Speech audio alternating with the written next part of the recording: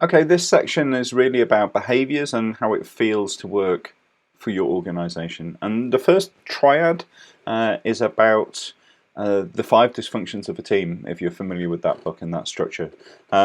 So I'm interested in psychological safety, I'm interested in whether or not you have constructive conflict within your organization, and I'm interested in accountability and what you're doing there.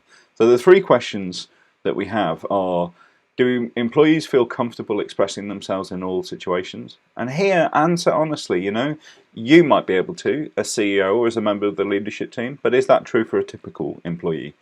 Next up, do team members regularly debate the important issues that are facing your organization? Are you having arguments about what's important? The absence of argument is that harmony might feel comfortable, but oftentimes means that you're not talking about the true issues. If you have a sufficiently diverse organization, you cannot not have conflict, because the difference of perspectives will produce a difference of views as to how to move forward.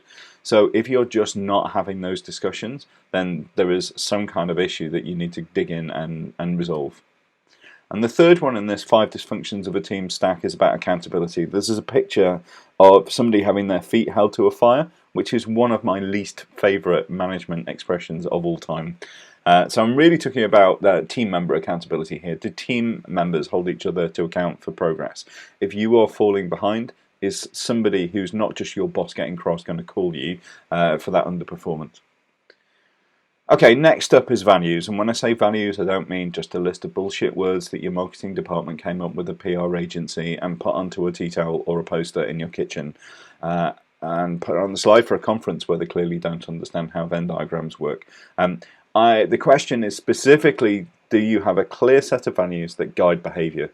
You're going to know if that's the case if over the last month you had a situation where you said, no, we shouldn't do that because that would not be in line with our values. Or we must do that because that would be in line with our values. So a difficult decision that you had to take, and you took it by reference to a set of values that you've already established.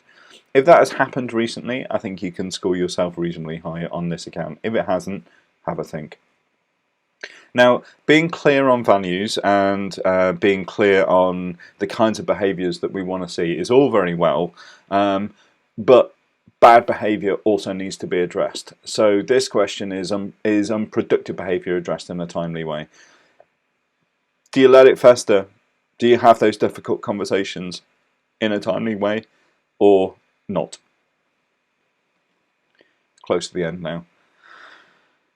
Next up is nurturing. Do you provide support for people? I'm guessing by the fact that you're in this workshop that your organisation is willing to invest money in people's development, but nevertheless, does that exist in a structural way? When you have people moving from role to role, are you formally thinking about what they're going to need in order to be able to get development and providing that L&D to them?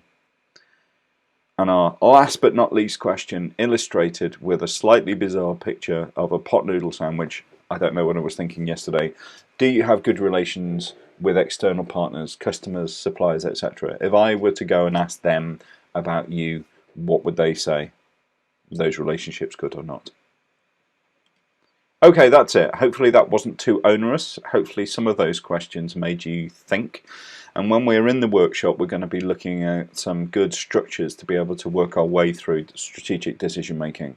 But that whole process always starts with a really good diagnosis, a really good situation analysis, and being able to understand the state of your organization and its performance within the ecosystem that you're operating in is a big part of that diagnosis. This is going to really help us. And as I said, it's also going to really help me to ensure that I can tailor the workshop to exactly what it is that you need. So thank you for that. I'm going to be sending you an email shortly inviting you to join a mural board. I'd like you to do that before the workshop just to make sure that the tech is working properly, and I'll give you a short instruction there. But apart from that, that's it. That's all your work done for before the workshop, and I will look forward to seeing you in the session.